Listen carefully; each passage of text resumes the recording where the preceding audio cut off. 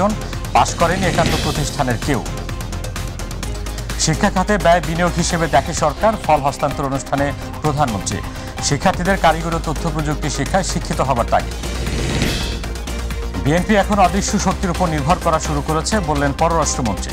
দেশকে নির্ভরশীল করে তুলেছে সরকার, মন্তব্য মির্জা ফখরুলের। খোদ পরীক্ষা নিয়ন্ত্রকের মোবাইল থেকেই পরীক্ষা শুরুর 2-3 মিনিট আগে ফাঁস হতো প্রশ্ন। চক্রের 7 সদস্যকে গ্রেপ্তার করেছে গোয়েন্দা পুলিশ। বিশ্ব মা দিবসে আজ সন্তানের প্রতি মায়ের আত্মত্যাগ আর ভালোবাসা যেন হার মানায় পৃথিবীর সকল ভালোবাসাকে।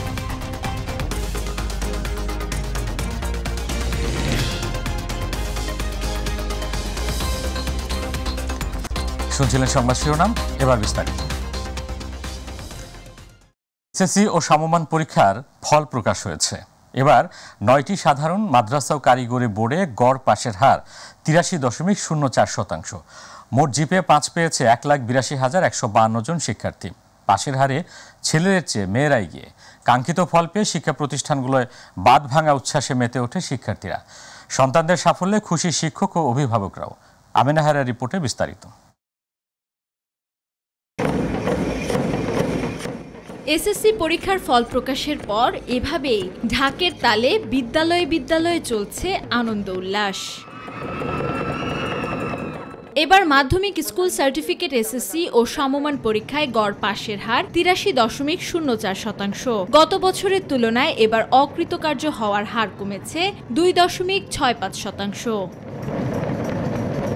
দুপুর 12টার দিকে সচিবালয়ে পূর্ণাঙ্গ ফল প্রকাশ করেন শিক্ষামন্ত্রী মহিবুল হাসান চৌধুরী নওফেল। এবছর যশোর বোর্ডে পাশের হার সবচেয়ে বেশি 92.32%। এছাড়া ঢাকায় 89.32, বরিশালে 89.13, রাজশাহীতে 89.25, ময়মনসিংহে 84.97, সিলেটে 83.88, চট্টগ্রামে 82.80, কুমিল্লায় 79.2, দিনাজপুরে 78.4% শিক্ষার্থী পাশ করেছে।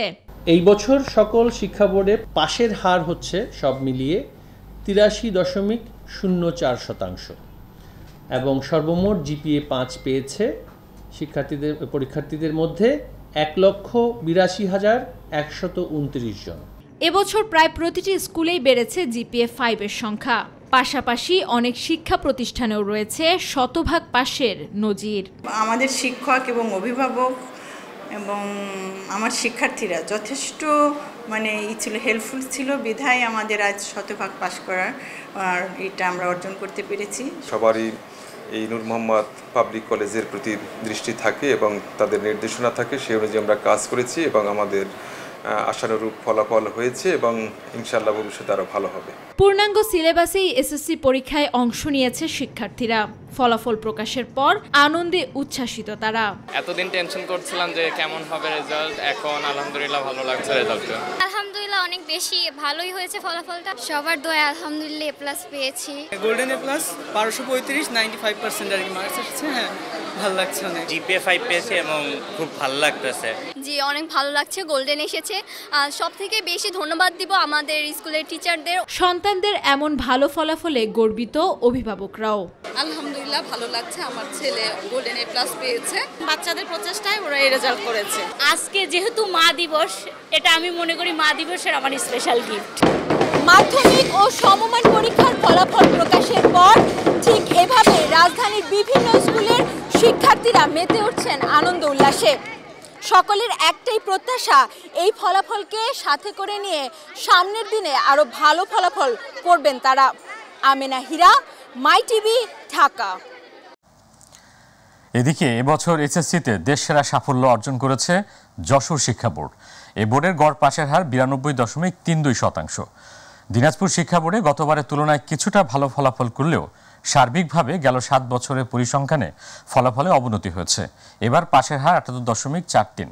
চলতি বছর দেশের 51টি শিক্ষা প্রতিষ্ঠান থেকে একজন শিক্ষার্থীও পাশ করতে পারেনি। প্রতিনিধিদের পাঠানো তথ্যচিত্রে এস এম হামিমের রিপোর্ট। বরিশাল বোর্ডে এসএসসি পরীক্ষায় পাশের হার 89.13, জিপিএ 5 পেয়েছে 6,145 জন শিক্ষার্থী। এবার মেয়েদের পাশের হার ও জিপিএ 5 প্রাপ্তির সংখ্যা বেশি। বরিশাল বোর্ডে জিপিএ 5 প্রাপ্ত মেয়েদের সংখ্যা 3,515 জন। এবছর এসএসসি পরীক্ষায় অংশগ্রহণ করেন 87,474 জন আর পাশ করেছেন 78,197 জন। এবছর এসএসসিতে দেশসেরা সাফল্য করেছেন যশোর বোর্ড। এই বোর্ডের গড় পাশের হার 92.23%। জিপিএ 5 পেয়েছেন 20,761 জন। ময়মনসিংহ মাধ্যমিক উচ্চ মাধ্যমিক শিক্ষা বোর্ডের এসএসসি পরীক্ষায় পাশের হার শতকরা 85%। 1,19,238 জন পরীক্ষার্থীর মধ্যে পাশ করেছেন 1,01,358 জন। এসএসসি পরীক্ষার ফলাফলে চট্টগ্রাম শিক্ষা বোর্ডে জিপিএ 5 প্রাপ্ত পরীক্ষার্থীর সংখ্যা কমেছে বলে জানিয়েছে বোর্ডের পরীক্ষা নিয়ন্ত্রক AMM মুজিবুর রহমান। চট্টগ্রামে এবছর মোট পাশের হার ছিল 82.80%। এসএসসি পরীক্ষায় সিলেটে পাশের হার 73.4% আর জিপিএ 5 পেয়েছেন 5,471 জন। এবছর সিলেট বোর্ডের অধীনে পরীক্ষার্থী ছিল 1,09,073 জন, এর মধ্যে পাশ করেছেন 80,000। এবছর কুমিল্লা শিক্ষা বোর্ডে এসএসসি পরীক্ষায় পাশের হার 79.23%। জিপিএ 5 পেয়েছেন 12,100 জন শিক্ষার্থী। কুমিল্লা শিক্ষা বোর্ডের অধীনে 165টি প্রতিষ্ঠানের মধ্যে সকল প্রতিষ্ঠানে শতভাগ পাশ করেছে। দিনাজপুর শিক্ষা বোর্ডের অধীনে এসএসসি ও সমান পরীক্ষার ফলাফল প্রকাশিত হয়েছে। পরীক্ষায় পাশের হার 78.40%। জিপিএ 5 পেয়েছেন 18,105 জন। এবছর রাজশাহী শিক্ষা বোর্ডের পাশের হার জিপিএ 5 প্রাপ্ত শিক্ষার্থীর সংখ্যা বেড়েছে। পাশের হার 89.200%। জিপিএ 5 পেয়েছে 28,074 জন। SM হামিম, মাই টিভি। এর আগে প্রধানমন্ত্রী শেখ হাসিনার হাতে এসএসসি ও সমমান পরীক্ষার ফলাফলের সারসংক্ষেপ ও পরিসংখ্যান তুলে দেন শিক্ষামন্ত্রী। এরপর 11টায় নিজ নিজ শিক্ষা প্রতিষ্ঠান এবং অনলাইনে একযোগে ফল প্রকাশিত হয়। এ সময় প্রধানমন্ত্রী শেখ হাসিনা বলেন, শিক্ষার পেছনে ব্যয়কে বিনিয়োগ হিসেবে দেখে সরকার। সাইদুর রহমান আবিরের রিপোর্ট। প্রতি বছরের মতো এবারেও প্রধানমন্ত্রী শেখ হাসিনার কাছে গণভবনে এসএসসি ও সমমানের পরীক্ষার ফলাফল হস্তান্তর করেন শিক্ষা মন্ত্রণালয় এবং সংশ্লিষ্ট দপ্তরসমূহ। অনুষ্ঠানে বক্তব্য রাখেন প্রধানমন্ত্রী, তুলে ধরেন একটি দেশ এগিয়ে নিতে শিক্ষার গুরুত্ব। শিক্ষিত জনগোষ্ঠী ছাড়া কখনো কোনো উন্নতি করা যায় না, এটাই বাস্তবতা। এবং সেই জন্যই আমাদের সরকার সবসময় আমরা শিক্ষাকে সব থেকে গুরুত্ব দিয়ে থাকি। আর শিক্ষায় যে অর্থটা আমরা ব্যয় করি সেটাকে আমরা ঠিক ব্যয় বলি না, এটা জাতির পিতা বঙ্গবন্ধু শেখ মুজিবই বলে গেছেন যে শিক্ষায় যে অর্থ ব্যয় হয় সেটা হচ্ছে বিনিয়োগ। আমরা বিনিয়োগ করি। বিশ্ব পরিমণ্ডলে প্রতিযোগিতা করতে পারে এমন শিক্ষা ব্যবস্থার প্রবর্তনের কথা জানান সরকার প্রধান। আওয়ামী লীগ সরকার গঠন করার পর থেকে এই প্রচেষ্টাই ছিল যে মানুষের মাঝে এই সচেতনতাটা সৃষ্টি করা এবং তাদেরকে উৎসাহিত করার জন্য তারা লেখাপড়ার দিকে মনোযোগ দেয়। এবং সেখানে আমরা দেখতে পাচ্ছি ধীরে ধীরে আমাদের সাক্ষরতার হার বেড়েছে এবং শিক্ষায় অংশগ্রহণকারী ছাত্রছাত্রীর সংখ্যাও কিন্তু ব্যাপকভাবে বৃদ্ধি পেয়েছে। সার্বিকভাবে একটা শিক্ষিত হবার যা যা দরকার সেইগুলি বা বিশ্ব পরিমণ্ডলে প্রতিযোগিতার সাথে টিকে থাকার উপযোগী শিক্ষা ব্যবস্থায় আমরা প্রবর্তন করতে চাই। শিক্ষা প্রসঙ্গে ৭৫ পরবর্তী সরকারগুলোর সমালোচনা করেন শেখ হাসিনা। ৭৫ পরে যা সরকার এসেছিল সেখানে কিন্তু ঠিক শিক্ষা সেই পরিবেশটা ছিল না। বিশ্ববিদ্যালয়গুলিতে অস্ত্রের ঝনঝনানি, ছাত্রদের হাতে অস্ত্র, মেধাবী ছাত্রদের হাতে অস্ত্র, অর্থ তুলে দিয়ে তাদেরকে বিপথে নিয়ে যাওয়া, তাদেরকে মানে ক্যাডার হিসেবে ব্যবহার করা, তাদেরকে তাদের হাতে তুলে দিয়ে একটা রাজনৈতিক ভিত্তি তৈরি করার প্রচেষ্টা নেওয়া, সেশন জট প্রতিনিয়ত ছিল। নির্ধারিত সময়ের মধ্যে ফলাফল দিতে পারায় সংশ্লিষ্টদের ধন্যবাদ জানান প্রধানমন্ত্রী শেখ হাসিনা। এর ফলাফল ঘোষণা করছি। সাইদুর রহমান আবির, মাই টিভি, ঢাকা। এবার অন্যান্য প্রসঙ্গ। নির্বাচনের পর বিএনপি এখন অদৃশ্য শক্তির উপর নির্ভর করা শুরু করেছে বলে মন্তব্য করেছেন পররাষ্ট্রমন্ত্রী ডক্টর হাসান মাহমুদ। বিকেলে কক্সবাজার শরণার্থী ত্রাণ ও প্রত্যাবাসন কমিশনারের কার্যালয়ের সামনে সাংবাদিকদের ব্রিফিংকালে তিনি এই মন্তব্য করেন। পররাষ্ট্র মন্ত্রণালয় সংক্রান্ত সংসদীয় স্থায়ী কমিটির দ্বিতীয় বৈঠক রোববার অনুষ্ঠিত হয় কক্সবাজারে।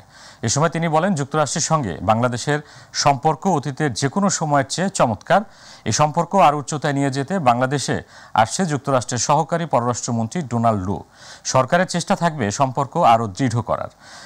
উপজেলা নির্বাচনে সাংবাদিকদের প্রশ্নের জবাবে তিনি বলেন, কক্সবাজার জেলা আওয়ামী লীগের সভাপতি সাধারণ সম্পাদকের পরাজয় বলে দেয় নির্বাচন কতটা সুষ্ঠু হয়েছে। শেখ হাসিনার সরকার দেশে অবাধ নিরপেক্ষ নির্বাচনে বিশ্বাসী, যার ধারাবাহিকতা অব্যাহত রয়েছে। তারা গত নির্বাচন বর্জন করার পর তাদের হতাশা এমন পর্যায়ে পৌঁছেছে, এখন তারা অদৃশ্য শক্তির উপর বিশ্বাস করা শুরু করেছে।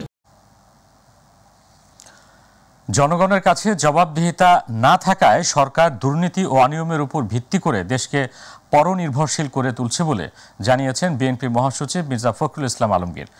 আওয়ামী লীগের ঘাড়ে আরব্য রজনীর দৈত্য বসে আছে বলে মন্তব্য করেছেন সিনিয়র যুগ্ম মহাসচিব রুহুল কবির রিজভী। রাজধানীতে আলাদা অনুষ্ঠানে তারা এসব কথা বলেন। ইউসুফ আলী রিপোর্ট। বিষয়গুলো নিয়ে আমরা স্থায়ী কমিটির বৈঠকের সিদ্ধান্ত জানাতে গুলশানে চেয়ারপারসনের কার্যালয়ে সংবাদ সম্মেলনের আয়োজন করে বিএনপি।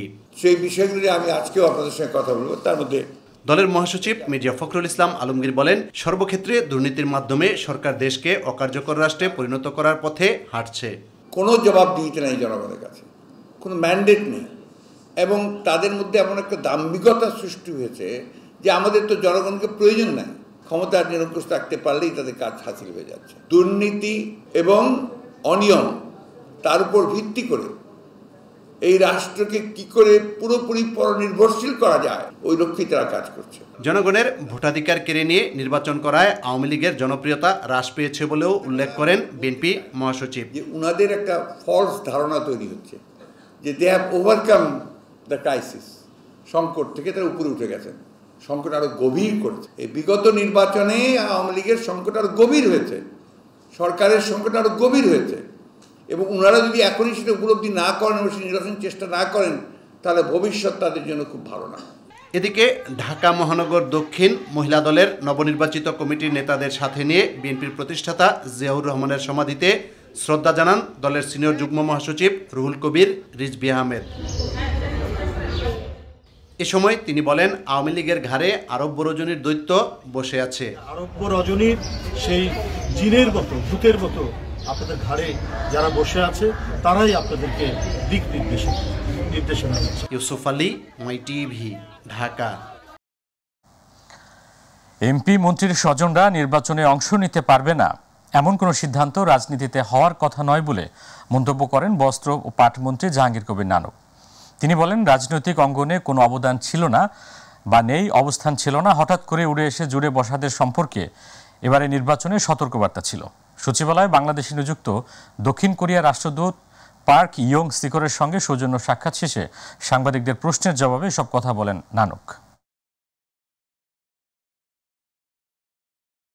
সে যদি রাজনীতির মধ্য দিয়ে তার উত্থান হয় এবং তার যোগ্যতা তার অবস্থান সৃষ্টি করতে পারে, তাহলে তো অবশ্যই সে নির্বাচন করতে পারবে বা যে কোনো রাজনীতিতে ভূমিকা পালন করতেই পারে। গঠনতন্ত্র অনুযায়ী জাতীয় পার্টির চেয়ারম্যান হিসেবে গোলাম মোহাম্মদ কাদেরের দায়িত্ব পালনের বিরুদ্ধে লিফট ও আপিল খারিজ করে দিয়েছেন আপিল বিভাগ। এর ফলে জাতীয় পার্টির চেয়ারম্যান হিসেবে জিএম কাদেরের দায়িত্ব পালনে আর কোনো বাধা নেই বলে জানিয়েছেন তার আইনজীবীরা। আপিল বিভাগের জ্যেষ্ঠ বিচারপতি এম ইনায়েতুর রহিমের নেতৃত্বে 4 বিচারপতির আপিল বেঞ্চ এ আদেশ দেন।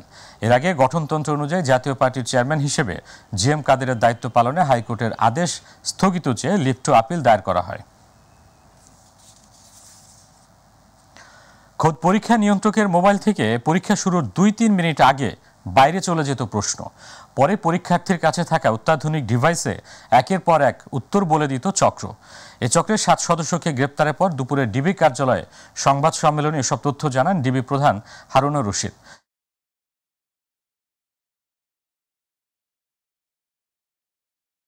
একটা ডিভাইস সংগ্রহ, প্রশ্নপত্র সলভার টিম, মানে অনেক লোক থাকে, অর্থাৎ কে বাংলা সলভ করবে, ইংলিশ সলভ করবে, 5 মিনিটের মধ্যেই তারা এটা সলভ করে ফেলে।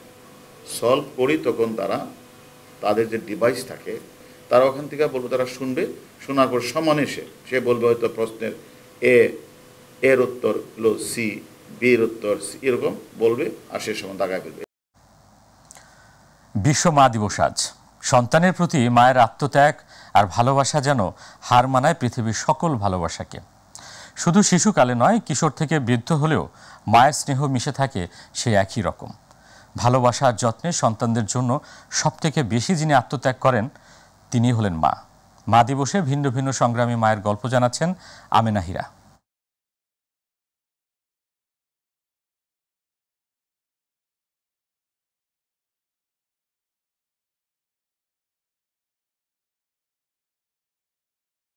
করে সন্তান জন্ম দেন মা। ছোট্ট এই শব্দের মাঝে লুকিয়ে আছে মায়া, স্নেহ, অনুভূতি আর ভালোবাসা।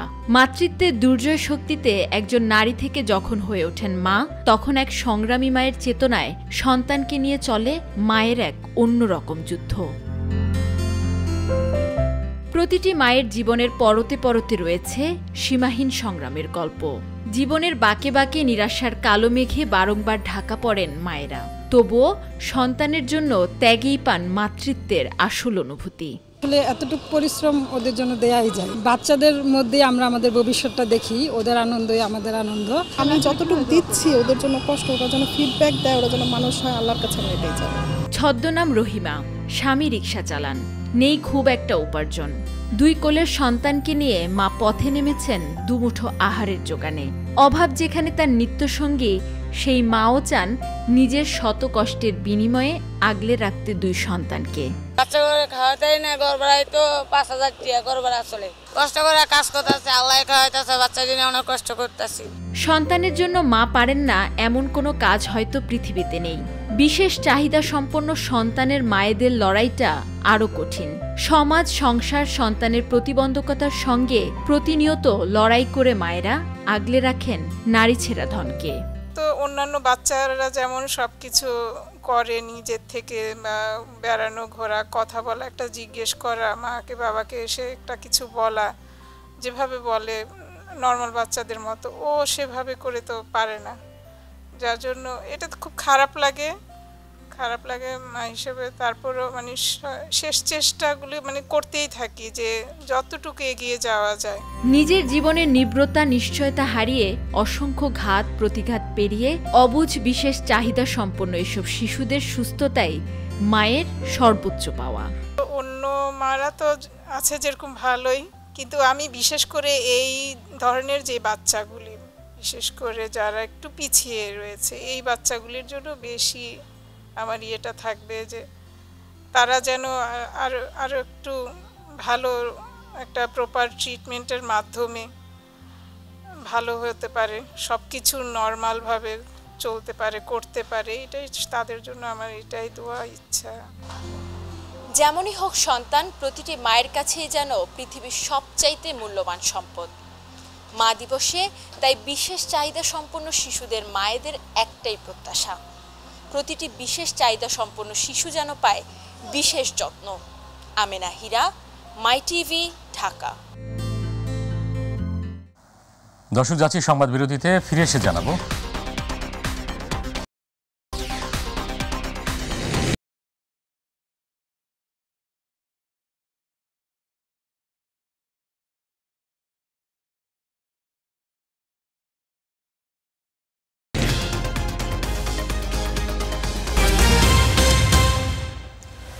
বিরতির পরে আবারও স্বাগত। আপনারা দেখছেন মাই টিভি সংবাদ।